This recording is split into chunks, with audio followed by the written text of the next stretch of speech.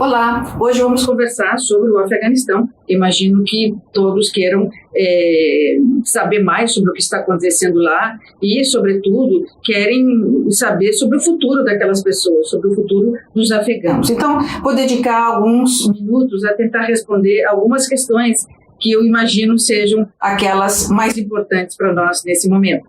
A primeira diz respeito a o que vem pela frente agora no Afeganistão, né? Nós sabemos que no dia 7 de setembro passado, agora, foi nomeado o novo grupo que vai comandar o país, ainda que interinamente.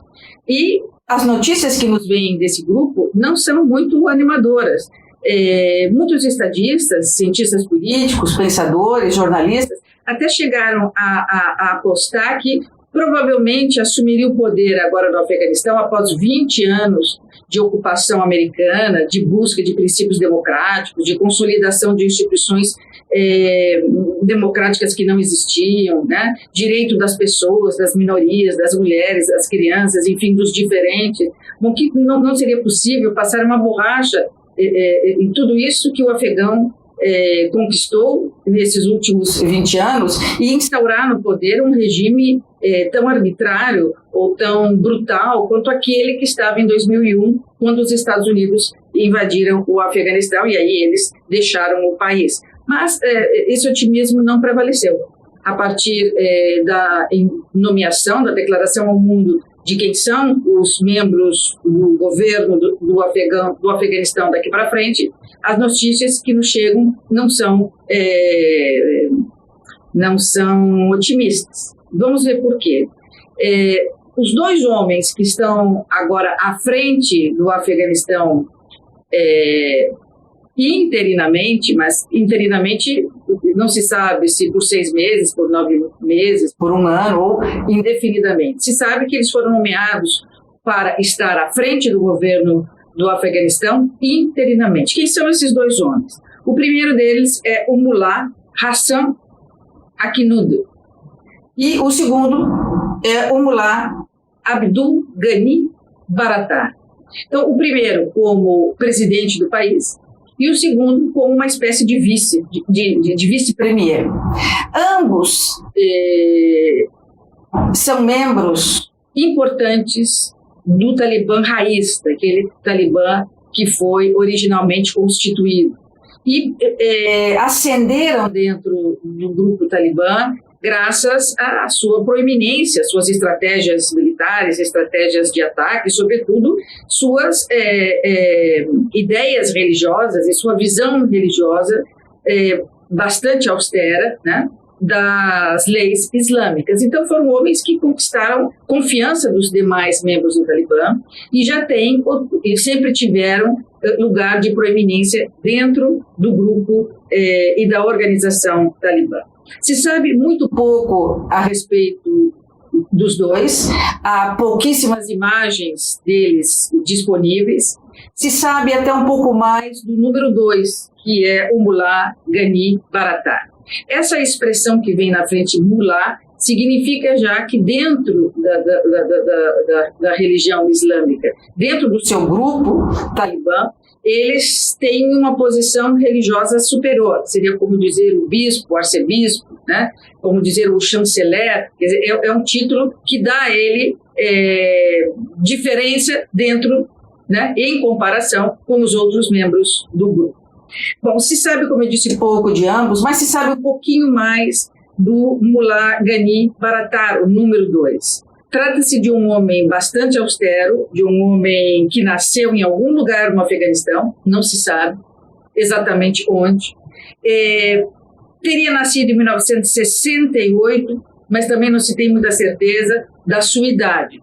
Sabe-se que ele é um homem de destaque dentro do grupo, já foi primeiro-ministro do Afeganistão antes da invasão dos Estados Unidos, quando o Talibã estava no poder. Sabe-se que ele foi preso em 2008 no Paquistão, mas logo depois, uns 10 anos, né, não tão logo depois, mas anos depois, ele foi libertado da prisão a pedido dos Estados Unidos. Sabe-se que ele é um grande negociador, apesar das suas restrições, né, de pouca aceitação das diferenças e de reconhecimento nenhum dos direitos humanos. Ele é um bom negociador, negociou já a paz com os Estados Unidos em Doha tempos atrás, então ele é um homem bastante respeitado dentro do Afeganistão, pelo grupo,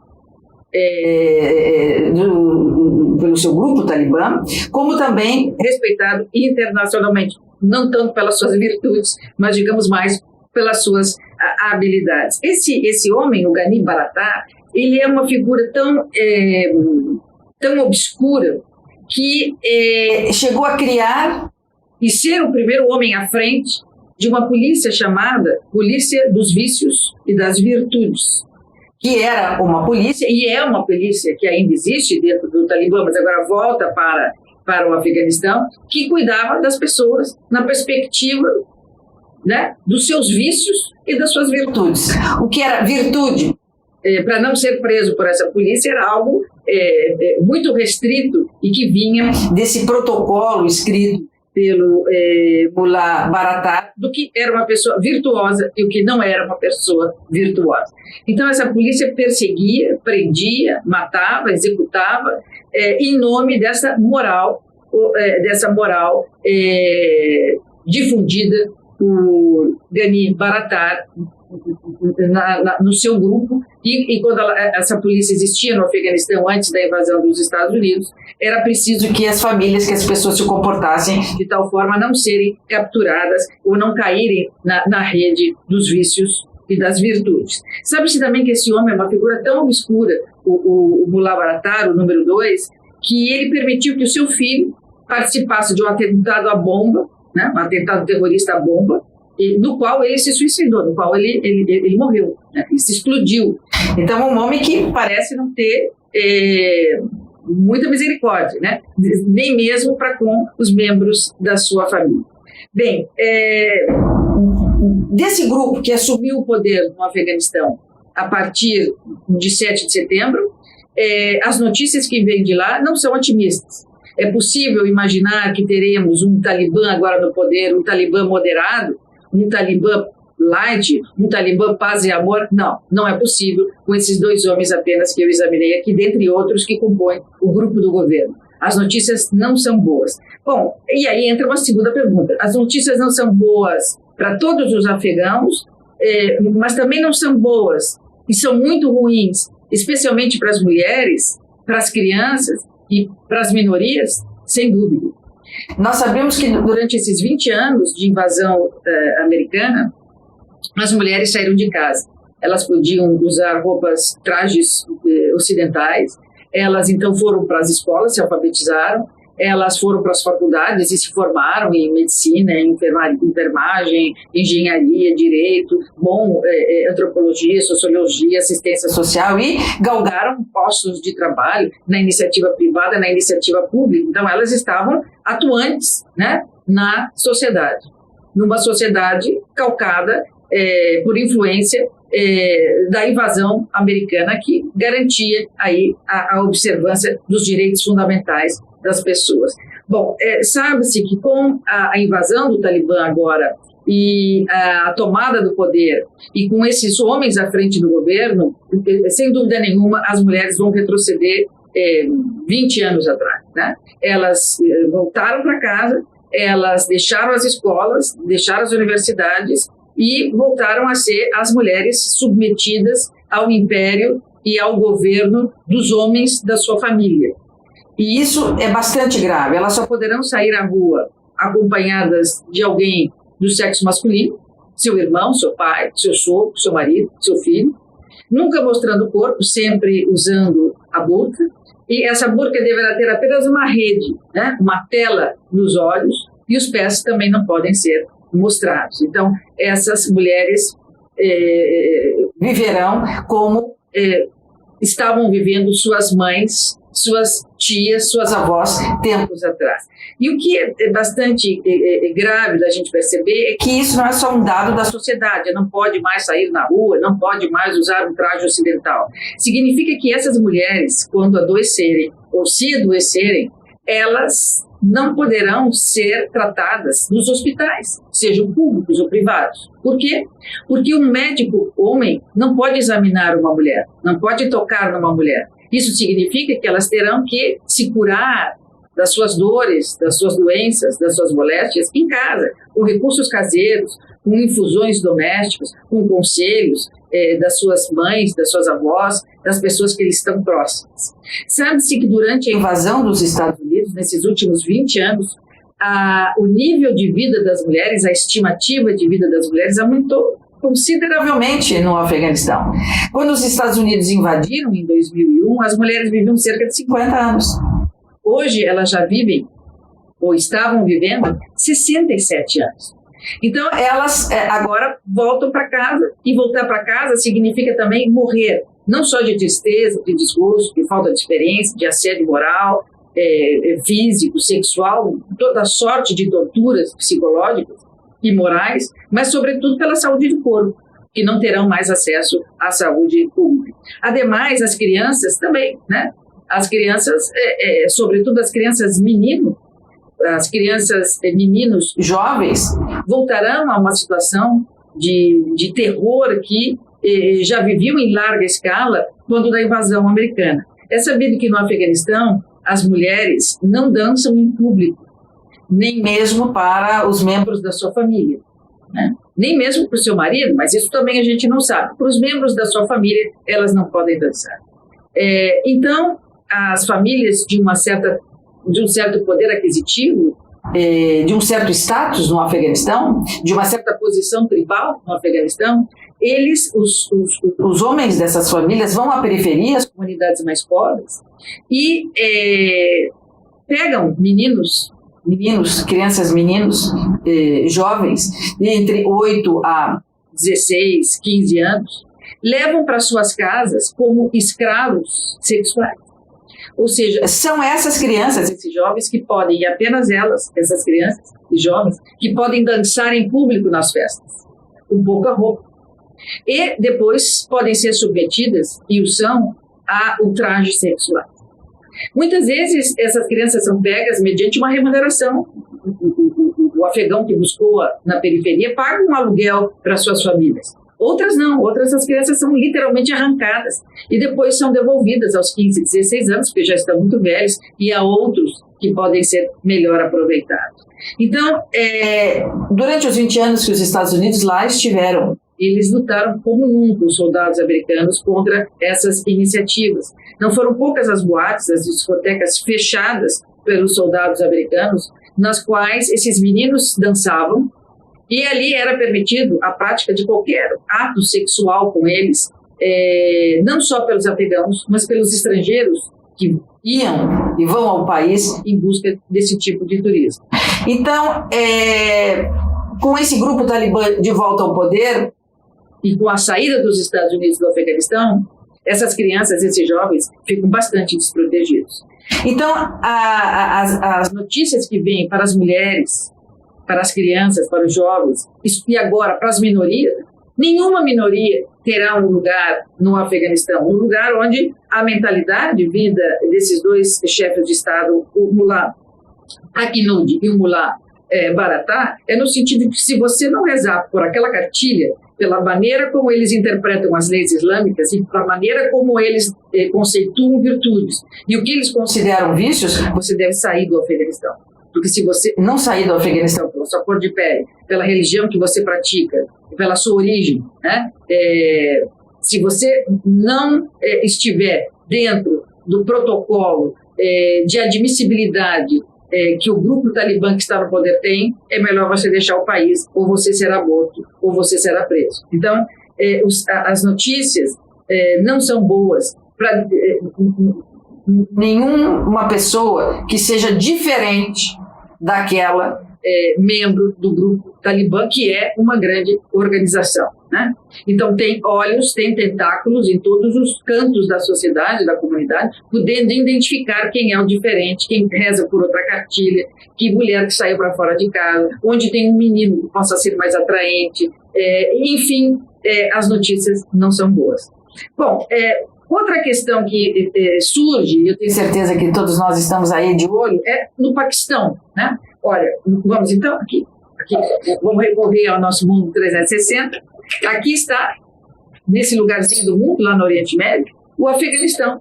E a gente consegue ver que, bem ao lado do Afeganistão, nós temos o Paquistão. E todos nós sabemos que o Paquistão está do lado do Afeganistão, porque quando houve o atentado das Torres Gêmeas, o presidente dos Estados Unidos era o George W. Bush, o filho do Bush. Quando ocorrem os atentados às torres, o Bush declara uma nova política americana militar, geopolítica internacional, que foi chamada e é chamada da guerra contra o terror. Como a Al-Qaeda, vamos lembrar, o grupo terrorista, também islâmico, que estava sob a batuta do grande chefe Osama Bin Laden, reivindica os atentados, o que faz George W. Bush? Ele declara uma guerra ao terror e diz, bom, nós vamos em busca dos membros da Al-Qaeda e principalmente do seu líder máximo, que é o Osama Bin Laden. O Osama Bin Laden estava no Afeganistão, porque lá era o seu domicílio permanente. Quando os Estados Unidos invadem o Afeganistão em busca de membros da Al-Qaeda, em busca, sobretudo, do Osama Bin Laden, em 2001, o Osama Bin Laden foge para o Paquistão. Tanto que ele vai ser capturado pelos soldados americanos já no governo Barack Obama, no Paquistão. E também é nesse país, Paquistão, que muitos líderes da Al-Qaeda depois vão ser executados pelos soldados americanos com o passar do tempo. Então, todos nós ouvimos falar do Paquistão, um país que está ao lado do Afeganistão, para onde a Al-Qaeda correu quando os Estados Unidos invadiram o Afeganistão. Então, temos notícias do Paquistão. Ora, o Paquistão não ficou só a casa para onde se refugiou o Osama Bin Laden e seu grupo. O Paquistão tornou-se um quartel-general importante do Talibã quando os Estados Unidos entram no Afeganistão, os membros do Talibã fogem, né, e fogem para o país vizinho, o Paquistão, onde já havia um grupo chamado Talibã paquistanês, né, já estava ali em crescimento um grupo chamado Talibã paquistanês, e eles então se juntaram a esse grupo Paquistão talibanês, dando muito mais corpo ao Talibã no Paquistão do que originariamente na sua raiz no Afeganistão. Então, quando a gente fala de um novo governo radical do Talibã no poder, a gente fala de relações muito boas com o Paquistão. Porque no Paquistão já existe um grupo Talibã. Esse grupo já, na última década, praticou via Paquistão mais de 2.000 atentados no Afeganistão contra as tropas americanas. Já mantinha o Talibã paquistanês 6.000 homens para dentro da fronteira do Afegão, de homens do Talibã paquistanês, e esses 6.000 homens já correram em direção à capital do Afeganistão para dar apoio também a esse novo grupo, a esse novo governo Talibã pós retirada dos soldados americanos. Então, perigo vem do Paquistão, notícias não muito boas vêm do Paquistão, no sentido de que ele vai provavelmente manter relações ainda mais estreitas com o Afeganistão agora, né, do que tinha antes da invasão dos americanos, porque o seu pessoal também do Paquistão está junto nesse grande grupo que assumiu o poder no Afeganistão. Mas, olhando, como já olhamos o mapa, por que o Afeganistão é tão importante para o mundo? Por que esse é um país tão pequeno ali do lado do Paquistão? Por que a gente se preocupou tanto nos últimos tempos com ele? Por que toda a política antiterror americana se dirigiu para o Oriente Médio e focou naqueles países? Bom, quem é o Paquistão e o Afeganistão no mundo? Quem são eles? Sobretudo, quem é o Afeganistão no mundo? Se a gente olhar os vizinhos, né, o Afeganistão ele é importante, não pelo seu tamanho, não pelas riquezas que produz, mas, sobretudo, pelos seus vizinhos. Se nós olharmos, e vamos olhar aqui o mapa, nosso mapa do mundo, nós vamos ver o Afeganistão, vamos observar ao lado grande, né, ao lado e abaixo, o Paquistão, vamos olhar para o outro lado, vamos encontrar o Irã. Então, um vizinho colado ao Afeganistão é o Irã. O Irã é um país importantíssimo quando se fala de paz e de segurança internacionais. A gente sabe que o Irã está numa campanha enorme de mandar a sua influência, a sua ideologia para o resto do Oriente Médio e, quiçá, para o resto do mundo. E ele está ali bem pertinho do Afeganistão. É um outro matiz islâmico, né? É uma outra visão, uma outra ideologia do que dizem as leis islâmicas, mas pode muito bem, pelo seu radicalismo, pelo seu conservadorismo e pelo seu instinto anti-Ocidente, conversar muito bem, seja com quem for que tenha assumido o governo do Afeganistão. E melhor ainda, se puder ter o Irã alguma influência sobre o Afeganistão. Vamos olhar na parte de cima quem são os vizinhos do Afeganistão.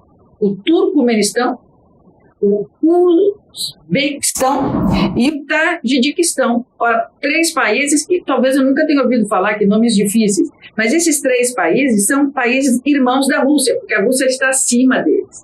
E uma vez pertenceram todos à mesma família, quando, da Guerra Fria, nós tínhamos a União das Repúblicas Socialistas Soviéticas. Então, tudo que acontecer no Afeganistão vai irradiar para aqueles 3 países que estão em cima de tradição soviética. E, por sua vez, lá em cima na Rússia. Então, é muito importante que a Rússia saiba o que está acontecendo ali. E, por isso, a Rússia sempre foi o interlocutor do Afeganistão, por conta dessa proximidade de vizinhança que tem com esses 3 países irmãos da Rússia que estão ao norte do Afeganistão. Vamos ver, bem na pontinha, lá em cima, a China. Veja, a China, ainda que por um pedaço pequeno de terra, a China faz fronteira com o Afeganistão. E mantém relações muito cuidadosas com o Afeganistão, porque naquele lado da fronteira, do lado de dentro da fronteira da China, existem pessoas do Afeganistão, existem muçulmanos, ou seja, é preciso cuidar muito bem desse pedaço pequeno de fronteira, porque podem vir de lá, né, pessoas não desejadas pelo governo chinês. Então, por isso, a China também tem as suas pretensões de hegemonia, ou de entrar também no Afeganistão e ditar algumas regras, ou só de manter relações pacíficas com o Afeganistão, conversar, seja lá o governo que for, radical que seja, porque tem razões ali de fronteira importantes. Também chama atenção, no que diz respeito aos vizinhos, prestem atenção, a Índia colada ao Paquistão. Então, quando a gente diz o Paquistão é vizinho do Afeganistão, significa dizer, olha, e vizinho do Paquistão é a Índia. E a Índia tem disputas de terras importantíssimas com o Paquistão.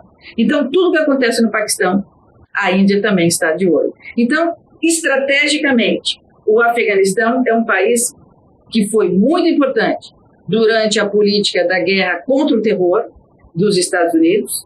É um país importante no que diz respeito à paz e segurança internacionais. É um país de uma região de responsabilidade.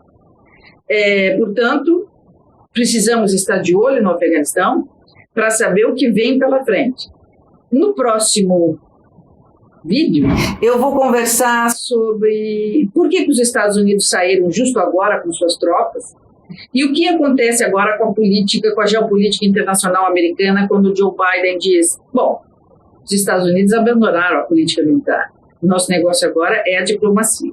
Por que será que ele fala sobre isso? Por que ele diz isso? E por que será? Será que o Afeganistão, o Paquistão, será que o Oriente Médio saiu da mira de preferência, da lente mais próxima dos Estados Unidos? Bom, sobre isso vamos conversar especificamente no vídeo sobre os 20 anos do 11 de setembro. Eu agradeço a companhia, eu vou ficar de olho aqui e espero que você fique de olho aqui também.